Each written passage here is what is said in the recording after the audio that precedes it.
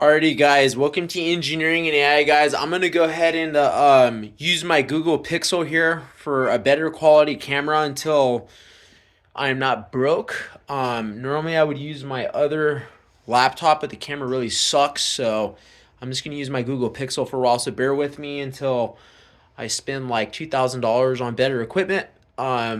Until that time comes, you're gonna have to use the Google Pixel. So, guys, I'm gonna make like a short video here for you guys on kind of what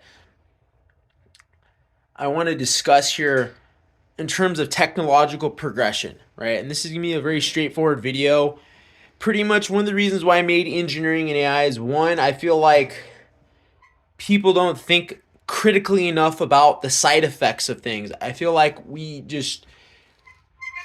technologically illiterate just make these assumptions that things are always going to work themselves out, that everything is daisy and rainbows, and that all progress is good progress, right? And this is not necessarily the case. I think a lot of the masses are followers. You guys need to think more. You guys need to stop being followers, okay? And the reason why I think this is a problem is because we're hitting a point at which technology is exponentially growing at a rate that none of us can adapt anymore. Okay, and I want to give you guys some examples. So when I came to Riverside, California, I was going to become a mechanic, right? So why is you're not a mechanic? Because electric cars, right? Most of the moving components in an electric car are way more simplistic um, than uh, than a petrol car, right? So it was impractical for me to invest 10 years if I can't make a living out of it, right? So that was the first experience I really got with progressive technology perpetually destroying all of my plans. That's the one thing I've consistently observed being a 26-year-old in the early 2020s, okay? Is that if you have a fixed plan, your plan is quickly going to change. Okay, there is no fixed 30-year plan where things are just going to work out for you. And my objective for engineering and AI is one, I think we need to talk about philosophy, right? I'm a very big philosopher. I think that there are things about electrical engineering, mechanical engineering, technology that changes our life, right? You don't have any choice about how technology changes your life. For example, when Instagram was released, right, it changed the dating market forever. It changed everything. Because before that, a lot of people used to approach women, right? Ask, what is your phone number, right? And that was the common thing in the day. Women did not have access to hundreds of the top men in the world who are multimillionaires. So effectively, if you're a multimillionaire and you have 100,000 Instagram following, you could theoretically, if you're a millionaire, fly those girls out to wherever you want, anywhere in the world, and get the hottest women in the world just because you have a good Instagram. This was unheard of in 2008.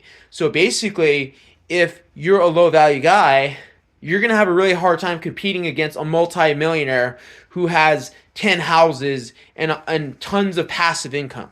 And really what I'm trying to get here, I'm not going to take a position on the good or bad of technology. I just think we need to observe technology, and I think that the masses, we need to start taking a more active role in deciding how we want technology to affect our lives. Because one of the things I keep observing, like for example, big tech, I think big tech is not criticized enough, right, guys? And typically I don't like going into these areas, but I feel like there needs to be a moderate ground where people can criticize bad ideas, things that are unjust to be clarified, right? Like we should ask ourselves the question, should LinkedIn have the ability to ban somebody's account over some arbitrary reason that is unjustified for political purposes, right? There was a lot of that going on during the pandemic, okay? And I don't want to debate about why they might do this. Maybe some of you guys might disagree, but LinkedIn has very shady policies when it comes to terms of service agreements, even though millions of people depend on LinkedIn to make money and revenue, right? And they have these very shady policies and they don't respect their consumers, right? So what we're looking at here is a lot of tech companies have an incredible amount of power, Okay. And with Chat GPT, right? That's really what started this channel, guys, because I was going to become a software developer. I'm just trying to make a living.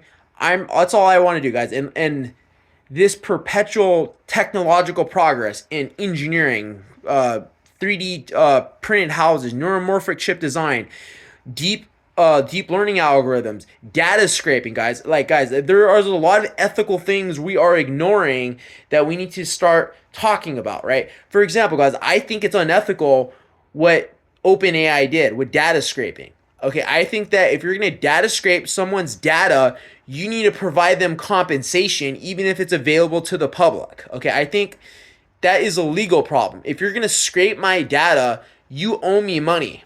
Okay, because let's say that OpenAI decides to monetize ChatGPT and charge you a $999 fee. They basically trained this model on all of our information without our approval. And then you're going to get the argument, well, it's publicly available, therefore it's free game. I think this is silly. No, I think this is not true because, guys, the argument some people make, they'll say, well, humans use open information from other humans, therefore you owe other humans passive income because you use their information. But the difference is, guys, something like ChatGPT, it has all of the information of billions of humans, guys. There's no human on this planet that can memorize that much information. It knows more software development than all the humans on the planet combined. Okay, it knows over 50 programming languages, and this is what started engineering and AI. I want you guys, my audience, to ask the hard questions, to start critically thinking about how you want society to be. How do you want to live in society? Because if we don't start thinking about these hard questions, the people who invent these things are going to decide for you how they want society to be. For example, guys, right now, there are numerous universal basic income programs being tested all over the world that they're planning for a universal basic income society. Okay, so there are pros and cons to universal basic income, but the simple premise is that should billionaires be allowed to decide how society runs? Is that a fair ruling of society? Is it fair that those billionaires got to become filthy rich off capitalism and then they're basically saying that you will live on a fixed income for the rest of your life? These are very moral and ethical problems that nobody is discussing. Okay, and I'm very, very concerned about the future of society, guys. I'm going to give you guys one more example and I'm going to wrap up here. Karl Popper often said that the tolerant who tolerate the intolerant will eventually become not tolerated by the intolerant, and the tolerant society will become an intolerant society. Okay, I think this is the same example with these incredibly powerful, wealthy people. If we keep tolerating what they're doing without holding them accountable, we're going to be living not in a world that we want to live in. We're going to be living in a world that they want to live in. Okay, and I'm making this channel, guys, because I want to at least say I try to increase public discourse about technology, about artificial intelligence, about engineering, about nuclear fusion, right? There's so many important things that the public is not focusing on. Nuclear fusion, guys. Like, for example, why is there not more money going to nuclear fusion? To me, it makes no sense. It's very logical, right? And there's people saying, oh, it's 30 years away, it's 40 years away. Yeah, guys, but it would be 5 years away if the general public actually put effort into learning about important things. But a lot of you guys are focusing on really dumb things like TikTok, Instagram, pornography, all these really low value ideas that will not make society a better place. Okay, and my question to you will be very simple. Is progress for progress's sake a good thing? Okay, I don't think it is. I think that as we become more technologically advanced, we need to start controlling these inventions. We can't just let a company throw a ChatGPT into the market and destroy millions of lives and just say it's going to work out. I think we need to start planning how these things work out and understand their effects and consequences, guys. Technology will evolve faster than in human biology. We haven't evolved at all, but technology is still evolving. So how are we going to deal with that? That's all I have for you guys for engineering and AI, and that's all. Please like, comment, subscribe, share, and hit the bell for more notifications. Thank you.